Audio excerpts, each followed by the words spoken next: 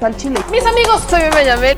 Bienvenidos a su chile favorito. Aquí las noticias o te enchilan o te dejan picado. ¿Quién es? Vamos a empezar por quién es Gabriel Boric. Alina, ¿cómo vemos a Boric desde acá? Claro, bueno, preséntamelo. Yo partí. Bueno, Gabriel Boric es un joven de Magallanes, al sur de Chile, 35 años, que viene de una tradición del movimiento estudiantil.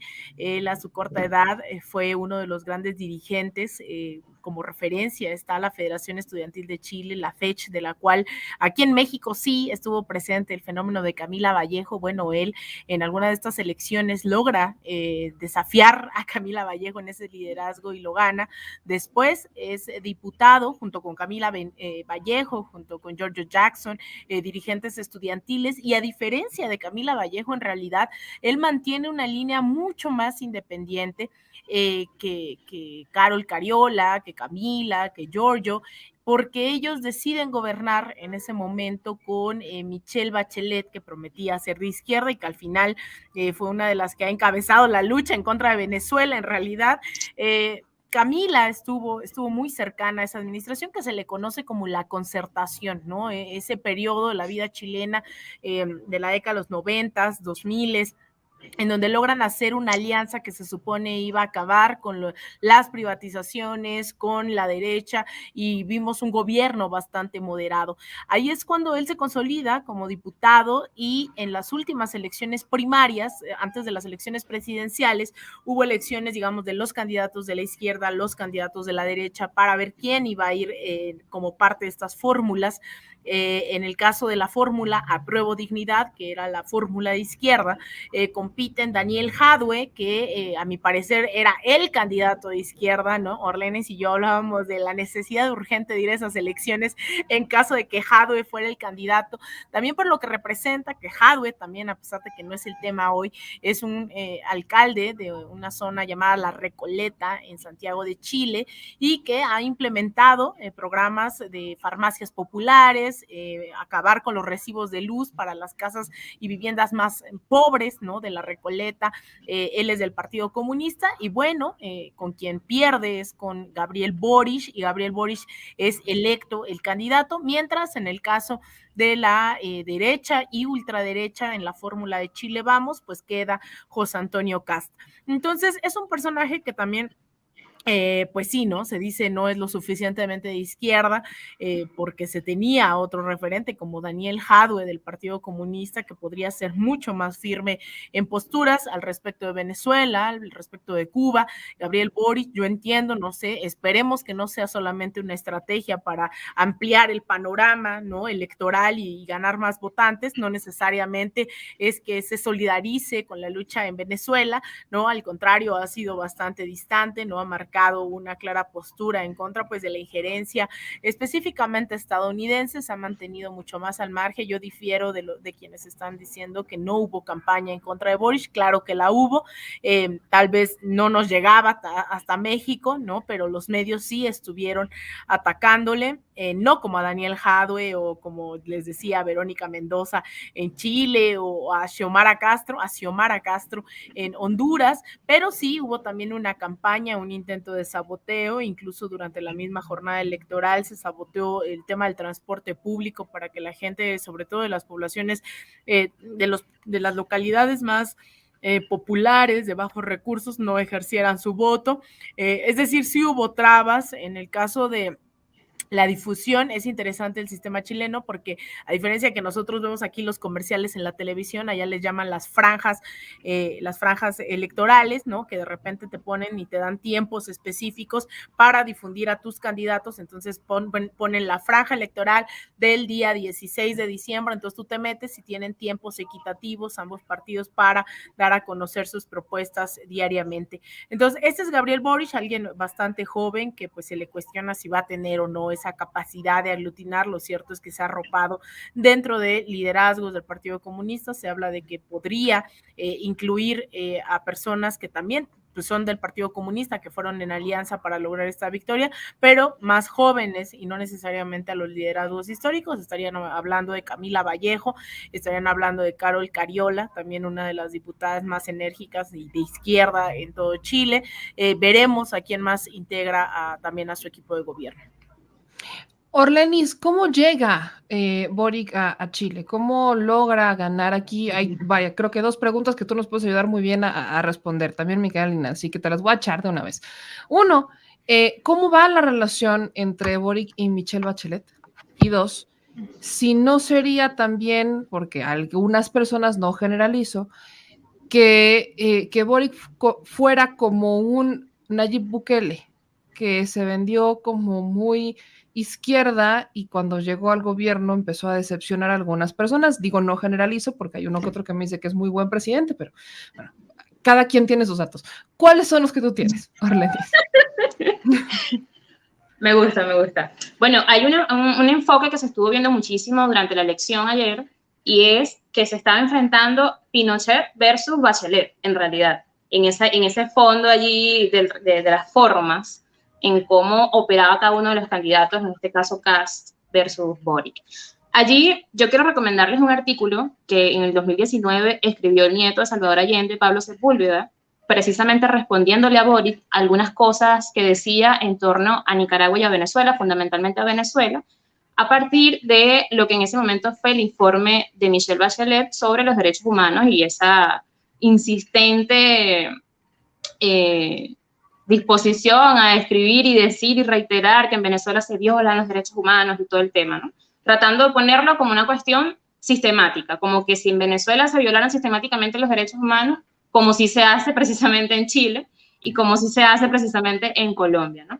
Allí yo hago énfasis en este artículo que les quiero recomendar porque allí se describe muy bien. No recuerdo el título exacto, pero está circulando muchísimo. De hecho, les digo, estamos en el 2021 y ayer en particular circuló bastante y también durante los 2 meses anteriores, ¿no? Otra vez y otra vez recirculando. Porque describe un Gabriel Boric que no se ve a simple vista, ¿no?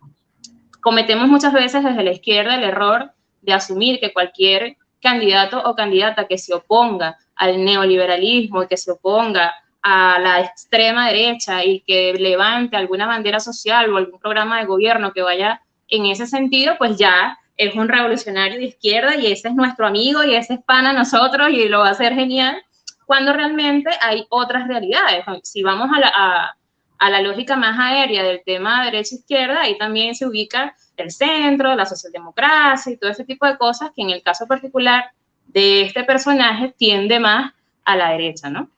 Si vemos el recorrido histórico. Entonces uno pudiera decir, bueno, pero recientemente estuvo manifestándose rechazando la violación, afirmando que en Venezuela se violan los derechos humanos, afirmando que es gravísima la situación y un sinfín de cosas, y pudiera mucha gente decir, bueno, pero es que esa es la clásica que últimamente se utiliza de manera coyuntural, que cuando hay un ámbito preelectoral, pues tú tienes que ahí medio acomodarte convenientemente para caer mejor un poquito más y abarcar un poquito más de votos y que no te golpeen tanto por aquí, etcétera. Pero si tú te vas años atrás, ni siquiera los días atrás de la elección, sino varios meses, incluso años atrás, encuentras a un Gabriel hablando de esto mismo, o sea, atacando a Venezuela, esto de lo que pasó con el informe de Bachelet y que él condenó, y como lo hizo también Camila Vallejo en su momento, totalmente desubicada de lo que estaba pasando aquí, lo hizo en el 2019 en ese contexto, o sea, bastante tiempo antes de él siquiera imaginar que iba a ser presidente de Chile, ¿no? A lo mejor lo quería desde hace rato, pero no lo imaginaba como un hecho posible por la vía concreta. Y si vamos mucho más atrás, encontramos una cosa completamente paradójica lo que estoy diciendo, porque entonces vemos a un Boric hablando bien de la revolución bolivariana, dando ánimo al pueblo venezolano cuando fallece el comandante Chávez el 5 de marzo de 2013. Nos vamos mucho más atrás y él ha estado manifestándose desde ese tiempo en favor de lo que ocurría en Venezuela. Entonces, de los últimos años para acá, particularmente con el gobierno del presidente Nicolás Maduro, él ha sido la voz que ha capitalizado toda la matriz que se ha posicionado particularmente en Chile, pero también en la región, ¿no? Los mitos de Venezuela precisamente, la dictadura, el régimen represor, la crisis humanitaria, la función. Él ha estado más que todo en función de la violación de derechos humanos y lo rechaza y dice como que es una cosa, eso es absolutamente indiscutible y todo el mundo lo sabe, ¿no? Y yo quiero ahí decir algo que siempre digo, aprovecho este espacio, que es un espacio maravilloso para que más personas puedan quedarse, aunque sea con ese chipcito allí encendido, y es que si toda esa gente que salió a manifestar en Chile durante todos estos meses decía en sus pancartas y en las paredes y en los tweets y en donde sea, apaga la tele porque te miente, y eso ya estaba asumido, que la televisión te mentía y que todavía te miente en función de tu realidad en el caso del pueblo chileno, entonces ¿por qué te tiene que decir la verdad sobre Venezuela, ¿no? Eso es algo que yo siempre lo voy a repetir porque es algo que se escapa de, no pasa por un filtro perspicaz, es muy fácil caer en la trampa mediática y allí tenemos que insistir, porque esa es otra, que tenemos a veces la mala costumbre de solamente decir las cosas una vez y creemos que todo el mundo lo vio y ya no basta, ya no hace falta repetirlo. Entonces, en ese contexto hay unos detallitos allí que es importante que tengamos también. Tengo que aclarar el dato si todavía continúa con esta chica, pero si es la misma chica que es su pareja, pero durante mucho rato la pareja de Boric trabajaba en la NET, en esta fundación filial de la USAID, que sabemos son financiados directamente por el Departamento de Estado. O sea, es un datazo. Y no fueron 2 días de noviazgo ahí en particular. Vemos también cómo llegó precisamente Boric a la primaria de Chile como tal, que hasta un día antes de que se decidiera el tema de las primarias, de quienes iban a participar, él no daba a las firmas, no llegaba. Y de un momento para otro, en cuestión de horas, de la última noche para eso, de repente todo el mundo, un montón de gente firmó, pareciendo, no sé, algo allí, alguna maniobra en favor que le ayudó a entrar en la primaria. Y él definitivamente gana la primaria en función de lo que es capaz de aglutinar, pero ok, aglutina en función de qué, de unos códigos que también pasan bajo la mesa y que son fundamentales y que son por los que le dicen que pudiera ser el nuevo Nayib Bukele, que son los códigos millennial, el código centennial, que es lo que estoy diciendo desde hace rato, que estuvo allí emergiendo muchísimo a partir de las protestas de octubre de 2019 en Chile, y que se vino apropiando la juventud de todo eso, de todos esos códigos de manera, no, hombre, súper brutal. Si nos vamos al día de ayer, todo el tema del transporte que se estuvo obstaculizando de manera con alevosía, pues fue evidente. O sea, mientras trataban de fingir demencia y decir que no, que nosotros no estamos haciendo eso, fue demasiado evidente a tal punto de que se le interpuso allí una querella a la ministra Hot por ese asunto, ¿no? Entonces, vemos que en ese momento la juventud precisamente empieza a hacer ese tipo de imágenes que estamos viendo en pantalla, con una campaña llamada Comparto mi auto, y todo el mundo ya articulando de manera espontánea, rápidamente, para ellos llevar a la gente a votar. Y eso tiene que ver con un acumulado de esos últimos 2 años, donde la participación de la juventud, la participación de toda la población en función de los códigos de las redes sociales marcan una diferencia grandísima. Entonces, allí pasa Boric a hacer un perfil que no necesariamente es ultra radical de izquierda, pero tampoco es ultra radical de derecha, sino que está allí como fluctuando, y eso permite agarrar mayor apoyo, o sea, acumular mayor apoyo, ser un poco más amplio, también en función de su juventud. La gente quiere como otras caras, la gente particularmente en Chile les satura el tema de los partidos, no quieren saber nada de liderazgos partidistas, etcétera. Pero ahí se suman también otros elementos estratégicos que no vienen solamente, digamos, de él mismo, ¿no? Yo creo que ahí hay muchísimo que estudiar de todo ese proceso del antes de la primaria, durante la primaria, la campaña como tal y la concreción de la elección, inclusive pasando por el discurso que dio ayer. Y ahí hay un elemento también analizable para mayor detalle, para meterle lupa, que es el hecho de quién fue su jefa de campaña, que es Isquia Siche. O sea, esta presidenta del Colegio de Médicos de Chile, que desde las protestas venía asumiendo un rol fundamental a tal punto que ella en un momento fue considerada una posible candidata presidencial, asume también un rol súper clave en la campaña de Boric. Entonces allí ves que tiene un abanico súper amplio, porque bueno, tiene por un lado a Jadwe, que en función de cumplir su palabra, de sumarse a la campaña, respetar los resultados de las primarias y bueno, indiscutiblemente poner todo para ganar la elección, aglomera esa parte dura de la izquierda que tiene recorrido, que tiene formación histórica, que tiene madurez política, que tiene gestión que mostrar, además, suma a Isquia, que también genera la captación de un voto muy potente, primero por su figura profesional, luego por su figura de mujer, luego porque sí es una lideresa, etcétera, etcétera.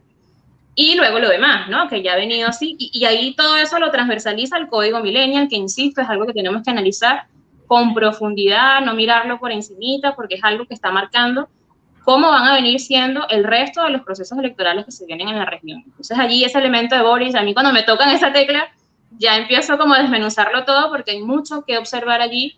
Irse de boca a decir, ganó la izquierda en Chile, es un error, es una irresponsabilidad en principio y tal vez hasta una ingenuidad en buena parte de la gente que de una vez lo está diciendo así. Poner en el mismo párrafo a Boris con Allende, diciendo como si fuera la reencarnación de Allende prácticamente en términos simbólicos, es lo que se está tratando de reflejar de manera subliminal, ponerlo allí como en esa lógica para, obviamente, seguir capitalizando, acumulando fuerza y solidificando su apoyo popular, ¿no? Entonces, es un elemento muy interesante y que nos va a delinear lo que va a venir después en la región.